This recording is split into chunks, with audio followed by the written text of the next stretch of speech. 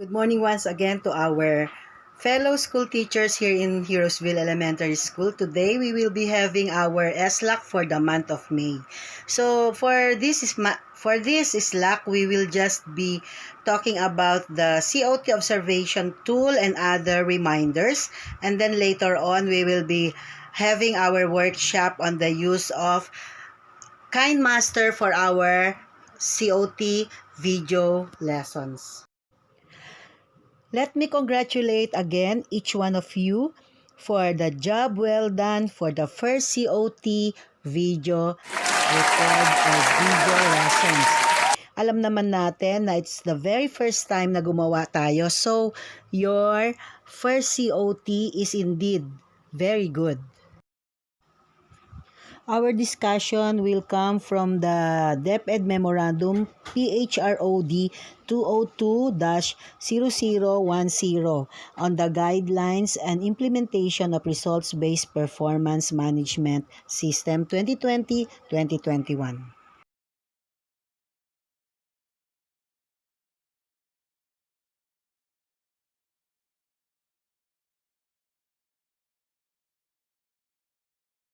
Actually, it has been discussed with us by our guidance teacher, Ma'am CJ, I think about 2 months ago. So, ngayon po, karoon lang po tayo ng mas detailed na discussion on the COT or observation tool. So, ito po yung official DepEd observation tool for teachers 1 to 3. Meron pong hiwalay na observation tool for master teacher. As you can see here, as I remember, 5 items po yan before the pandemic. Pero because of the new normal situation we are facing, it is changed into 3 items na lang po. So pag binasa po natin to, the item that would only be catering for the ICT ay yung item number 3. So doon po sa item number 3, doon po tayo pwedeng makakuha ng highest 7 kung masundan po natin yung rubrics na gagawin po ng mga SLAC core group. Okay, so let's start with number 1. Sa number 1 po, apply knowledge of content within and across curriculum teaching areas. So sinabi nga po natin, these videos will be used as future learning resource material. So for that, ang magiging basihan po natin, it will only be for a short time. For example po, ang minimum would be 10 minutes and maximum is 20 minutes.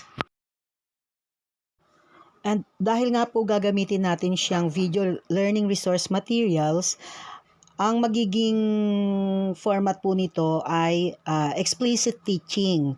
So it will be focused on the lesson itself. Pagkatapos po ng 20 minutes na yon, si teacher na nagtuturo, for example, meron na tayong face-to-face, siya naman yung mag-i-explain na and will do some additional activities and fixing skills for that lesson. So, for 20 minutes video, I think hindi na po magkakasya kung isasama pa natin doon yung ating for example, checking of attendance or preliminary. So, maybe we can go straight to the teaching of the concept. So, direct teaching na po para ma-maximize natin yung 20-minute na maximum time allotted for our video lesson. Don't worry mga kasamahang guro. The raters, me and the master teacher, Sir Ding, we talk about it. Hindi po mababa ang ibibigay namin sa inyong grade kasi po, we know that all of us, this is our pilot testing. Ito po yung unang-unang time na ginawa po natin to. So we give consideration for every effort po na ginagawa ni teacher. This is just, of course, lagi nga po ang ang purpose ng ating RPMS, ng ating Performance-Based Management System is to give technical assistance to grow professionally and to develop and improve our teaching style, our teaching craft, our teaching ability. So yun po, you do not be anxious, do not be very worried on your grade. As video learning resource material, ang teacher, gagawin po muna niya lahat yung preliminary, motivation, drill, review. After that, pag dumating na po sa lesson, ito po ang pwede na niyang ipasok or isalpak doon sa ating USB drive or sa ating TV. So that will be the purpose, kaya ang ating video lesson ay direkto na po sa explicit teaching because it is the lesson part, the presentation part of a lesson. Kaya dito sa item number 1, apply knowledge of content within and across curriculum teaching areas. So, hanap lang po tayo if there are songs related to the lesson. May poem ba? Poems or poem na related to the lesson. Any other motivational thing or selection or sa ating pong integration, ano po ba ang pwede nating integrate? It can be music. So, ma-integrate po natin yung MAPE. For science, kung meron kayong mga actual object. Kung sa reading, gusto mo i-integrate ang science. So, yung topic mo na babasahin about science. Or of course, ang lagi pong nating madalas na madaling i-integrate ay yung ating values, education, or ESP. Kasi sa lahat ng bagay, being organized, being studious, being disciplined, lagi po natin pwedeng ipasok ang edukasyon sa pagpapakatao. Ito naman yung item number 2 natin sa ating rating sheet ng observation tool. Plan and deliver teaching strategies that are responsive to the special educational needs of learners in difficult circumstances, including geographic isolation, illness, displacement, urban resettlement or disasters, child abuse, and child labor practices. So pag sinabi pong difficult circumstance, ngayon po ay nasa isang difficult circumstance po tayo. Ito po yung tinatawag nating pandemic. So lahat po tayo nakakaranas nito, kaya yung gagawin po nating strategy natin mas simple. So ipaplano natin mabuti po ang ating ituturo. So dyan po papasok yung ating lesson planning, yung ating SMART. Lagi ko pong inuulit yung SMART. So for review lang, ito po yung ating lesson planning. Objectives must be SMART. Specific topic, measurable, attainable, realistic, and time-bound. So for example, sa science, ang gusto mong ituro ay yung gravity. Or mas simple pa, grade 6, magnet. So, kung types of magnet, then mag-focus lang po tayo sa types of magnet.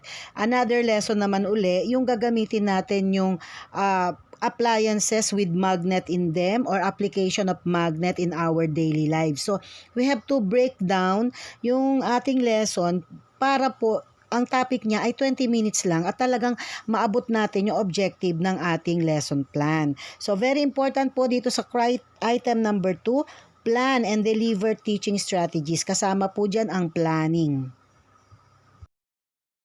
So yan po yung sinasabi ngayon na we are planning and delivering the teaching strategy taking into consideration the difficult circumstance. So ang isa pong difficult circumstances natin ngayon ay ang pandemya na yan. So let's make it simple. So since nasa 3rd grading at 4th grading na po tayo, you can choose any subject you want to teach kung doon po kayo naka-assign sa grade level na yon, and then you have to choose a topic that will be taught or that will be tackled during the 3rd and 4th quarter. Okay, so yun po yung maikling reminder ko po sa bawat isa na for our second COT, ang ating pong topic will come from the third and fourth grading. Thank you. So ito po yung sa number 3, select, develop, and organize and use appropriate teaching and learning resources including ICT to address learning goals.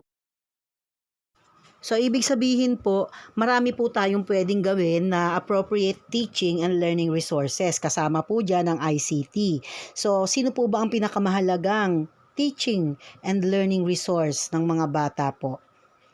Tama po kayo, ang pinakamahalagang teaching and learning resource for the learners ay you as the teacher. Kayo po ang tinitingnan, sa inyo po natututong mabuti ang mga learners na ito. Item number 3, ayun nga po, we have to use the most effective teaching and learning resource material.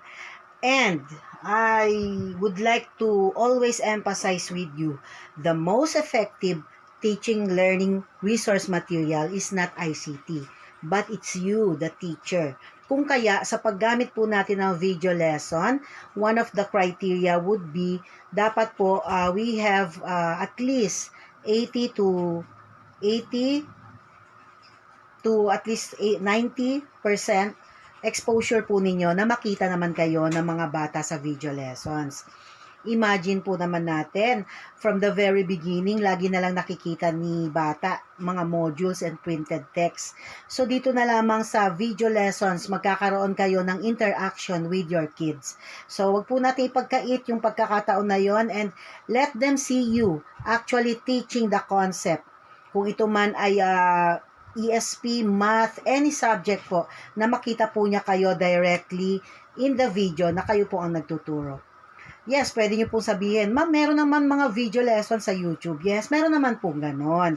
But ang problema nga po doon, hindi naman nila kilala yung mga teacher na nasa YouTube studio. So, mas maganda po kung kayo ang makita nila sa video lesson, meron kayong talagang involvement and meron silang attachment with you being their teacher. So, yun po ang very best na masasabi ko in item number 3. As much as possible po, ipakita po natin tayo na nagsasalita at nagtuturo sa kanila.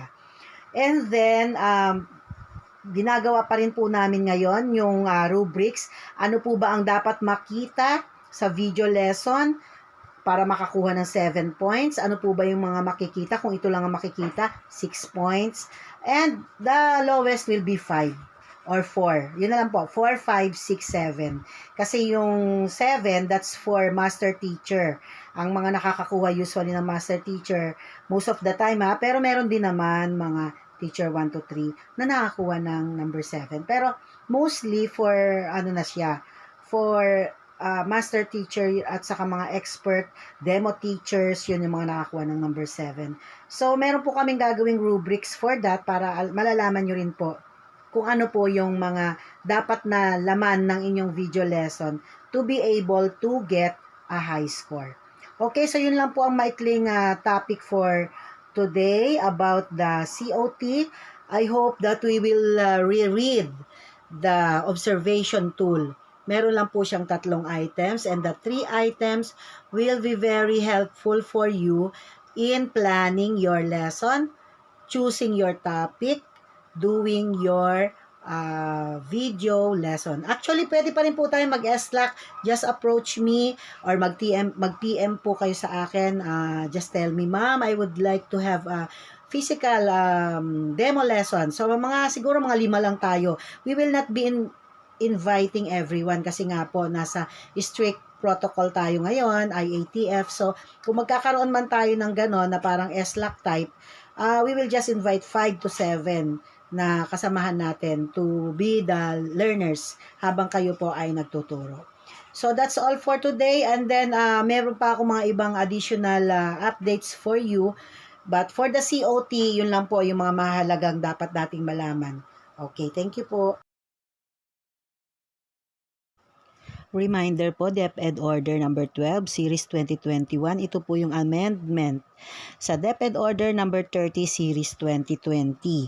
So nakalagay po dito, ito na po ang mangyayari. Quarter 3 or third quarter po, dapat po ngayon, nagumpisa na tayo, March 22 to May 15. So dapat po by May 15 ay tapos na po tayo sa quarter 3.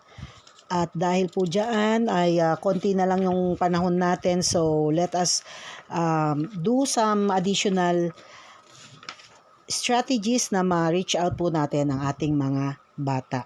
Quarter 4 naman po, May 17 to July 10, 2021. Thank you.